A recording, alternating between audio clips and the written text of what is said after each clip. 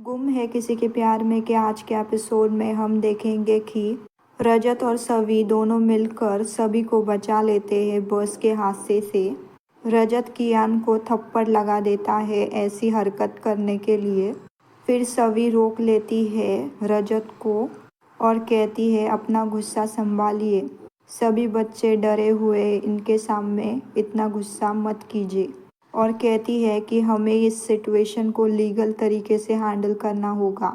रजत सभी की बात मान जाता है और लीगल तरीके से हैंडल करने के लिए तैयार हो जाता है। साथ ही साथ कियान को कोर्ट में लेके जाता है।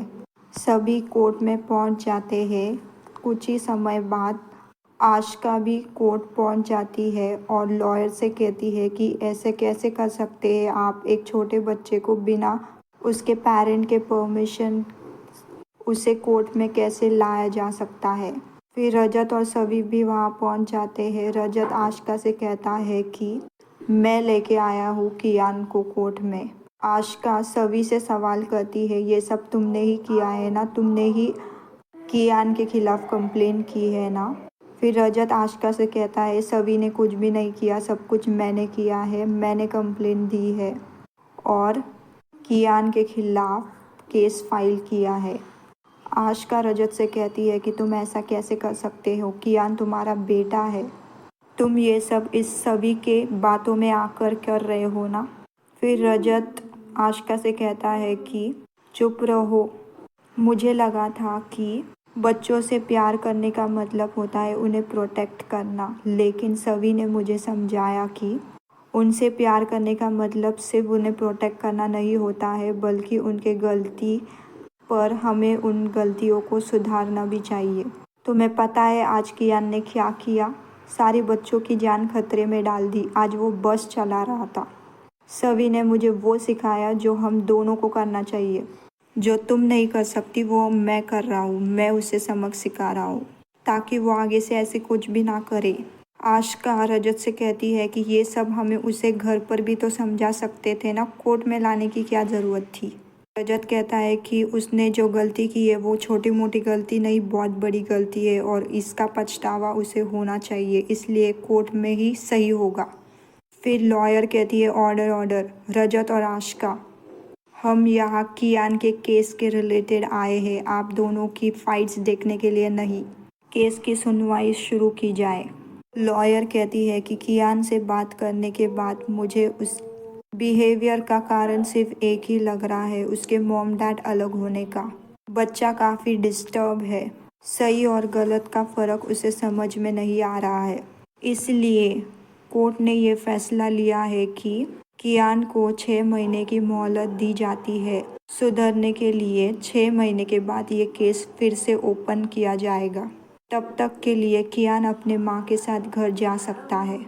रजत लॉयर का शुक्रिया अदा करता है उसे मौका देने के लिए और फिर आशिका और कियान दोनों घर जा ही रहे होते हैं, तभी दोनों काफ़ी गुस्से में होते हैं। कियान से बात करने की कोशिश करता है रजत, लेकिन कियान उससे बिल्कुल भी बात नहीं करता है और कार में जाके बैठ जाता है।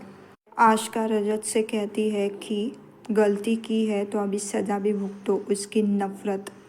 तभी सभी भी वहाँ आ जाती है, वो भी सब कुछ सुन लेती है। रजत काफ़ी दुखी हो जाता है। सभी रजत को संभालती है और घर चलने के लिए कहती है। गाड़ी में बैठकर घर जाते जाते रजत सभी से माफ़ी मांगता है कि उसे अपने किए का पछतावा है, उसे कियान को समझाना चाहिए था, ना कि उसके गलतियों में उसका साथ देना चाहिए था। और साथ ही साथ आशिका ने कोर्ट में जो कुछ भी सभी से कहा उसके लिए भी सॉरी कहता है। वैसे देखा जाए तो आशिका सभी को बहुत कुछ सुनाती है। कोर्ट के बाहर केस शुरू होने से पहले वो कहती है सभी से कि तुम किसी का दर्द क्या ही समझ पाओगी जब तुम खुद कभी माँ नहीं बन सकती। फिर सभी आशिका से कहती है कि तुम माँ होकर भी माँ नहीं हो और मैं माँ नहीं होकर भी माँ हूँ। मैं माँ नहीं बन सकती तो क्या हुआ, लेकिन मुझ में माँ के हर गुण हैं और मैं भी तुम्हें सलाह देना चाहती हूँ। तुम माँ हो तो अपने बेटे को सुधारो, ना कि उसे बिगाड़ो। गुम है किसी के प्यार में के आने वाले एपिसोड में हम देखेंगे कि एक अनजान आदमी सभी के तलाश में होता है, उसकी फ़ोटोग्राफ लेता है और पुलिस स्टेशन जाके कहता है कि 2 घंटे के अंदर ही अंदर इस लड़की की मुझे सारी इन्फॉर्मेशन चाहिए। अब यह आदमी कौन है, क्या करता है और क्यों सभी के पीछे पड़ा है, ये जानने के लिए मेरे चैनल को कीजिए सब्सक्राइब ताकि लेटेस्ट एपिसोड आप पर सबसे पहले पहुंचे। वीडियो पसंद आए तो लाइक करना ना भूलें और चैनल को सब्सक्राइब ना करना भूलें। Thank you for watching. मिलती है अगले एपिसोड में।